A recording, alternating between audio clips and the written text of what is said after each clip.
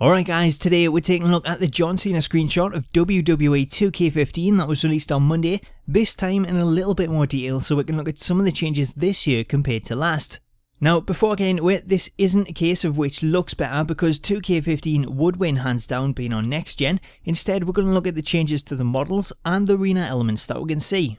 So I'm going to switch over to a 2K14 screenshot in a similar position here, and before I get to the rest of the models, let's take a look at the ring ropes. In 2K14, the ropes are pretty bland and they've got a bit of shadow on them and they don't really reflect too much light. It's kind of just a dull generic texture. The same can be said for the Raw stage in the background. Even though the stage is made up of thousands of LED lights, it's not very bright at all, it's actually pretty dull, and the white spotlight next to Cena's head doesn't really resemble an actual light, which would give off a lot more light and affect the camera.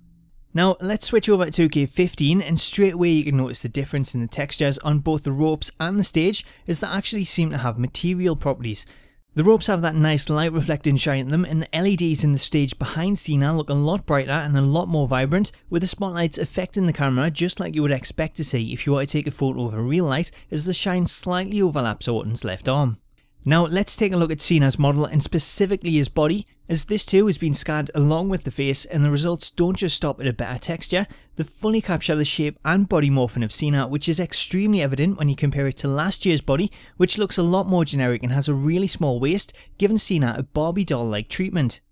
You'll also notice that in 2K14 Cena's abdomen is a lot more compact, whereas in 2K15 it's a lot more realistic and a lot wider, with the new lighting engine really highlighting his muscles as it casts realistic shadows which really help them to stand out. You can also notice Cena's veins popping out of his arms in 2K15 just as they do in real life thanks to the body scanning tech, and looking at some of the ones on his arm, they appear to actually stick out slightly compared with 2K14 where some of them were included but they were just part of the texture and they didn't really stand out in the same way. Switching the focus to Cena's face, and this is obviously the biggest and most impressive change because the scanning tech hasn't just captured a texture, it's captured the entire morphing of Cena's head, so the grooves in his face, the outline of his jaw and so on, it's all a fitting replication, which with the texture applied on top of that gives us an incredible lifelike model. Comparing it with 2K14, you'll notice that the previous models were a lot more generic and the outline of the head is a lot more rounded, with things like the area under Cena's eyes being pretty flat, compared with 2K15 where these areas really stand out and show off just how impressive the technology is.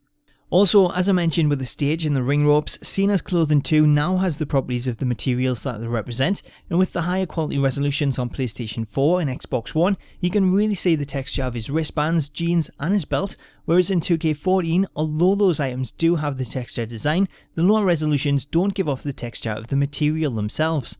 So there you go, that's a more detailed look at the changes to the models and textures in 2K15. It's not really a comparison, as like I mentioned before, it's pretty pointless comparing them in the traditional sense because 2K15 is leaps and bounds ahead being on next gen, but it does highlight a lot of the improvements that have been brought in with 2K15, and the best news is that Jared, the community manager, has confirmed that this is actually a screenshot taken during the match. It's not a cutscene or an entrance, it's taken during actual gameplay. So these are the graphics that we can expect to see during matches, which should look absolutely phenomenal in action. Anyway, I hope you've enjoyed this look at the graphics, and hopefully it's not too long before we get some more screenshots or video to dissect. So until next time, catch you later.